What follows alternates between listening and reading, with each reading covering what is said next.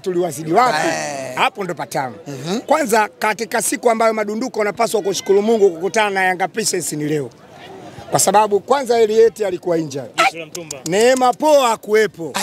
Aili ni Kisesa injury, kaka Njo ujue hata kucheza kama anapasha ujue kama anacheza achezi. Leo mwalimu Edna Mourinho namsifu sana kwa sababu alianza na mafullback wawili katika upande mmoja. Ndio upande wa kushoto. Kaanza na Diana na kaanza na mtu chuma, mtu wa kazi. Hapo ujue ADBC mwenyewe, fundi wa boli, mpiga pasi za mwisho, kaanzia mkeka kaingia kipindi cha pili. Kama kuna siku madunduka ya kike anapaswa kushukuru Mungu. Leo. Waamke usiku wa swali.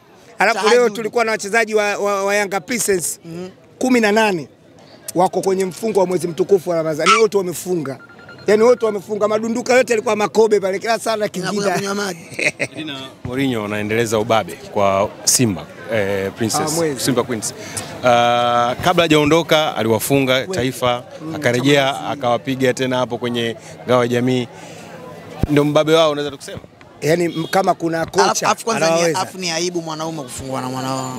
Afwedi kwenye benchi lao hadi Musa Hassan Mgosi yupo, lakini Edna Mourinho anaweka tu. Afu Edna Mourinho unajua anawapatia. Yaani siku anaweza kaweka kidude.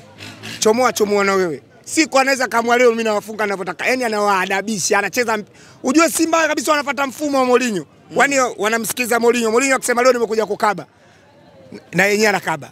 Mourinho akisema leo nakuja kuwashambulia, na yenyewe ajifanya anashambulia. Mourinho akisema leo nacheza boli, yani ile toto football tucheze tu enjoy. Na madunduka anaiga, yani Edna Mourinho hawamwezi. Si tunamponga. Anafanya anavyotaka, na moja kati ya makocha ambao tuliwamisi. Kwani Mgosi mwalimu wake si ndio Mourinho sawa? Musa Hassan Mgosi kumbe kafundishwa Mourinho. Mwalimu nipe hizo data.